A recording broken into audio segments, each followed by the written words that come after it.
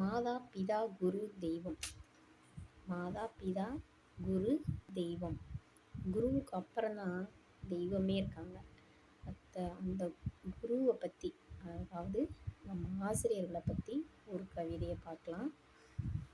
ஆசிரியர்: அன்பை ஊட்டி வளர்த்த அன்னையும் பண்பை ஊட்டி வளர்த்த தந்தையும் தன் குழந்தைகளின் எதிர்காலத்தை ஒப்படைக்கின்றனர் ஆசானாம் உங்கள் கைகளில்.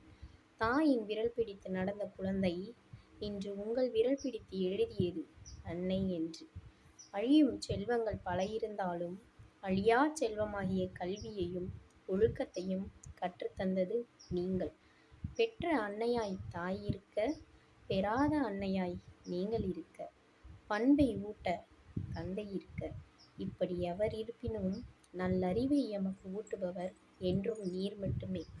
எதிர்காலத்தில் என் பெற்றோரை நான் காப்பாற்ற பெறாமலே என்னை வளர்த்து ஆளாக்கினீர்கள் ஒரு நல்ல மாணவியாக.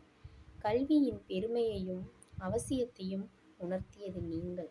கல்வித்திறனை மட்டுமின்றி என்னுள் இருந்த பல திறமையை வெளிக்கொணர்ந்தது நீங்கள்.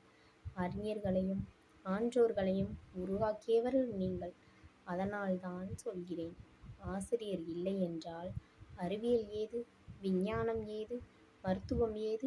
அவ்வளவு ஏன், ஆசிரியர் இல்லை என்றால் அகிலமுமே ஏது?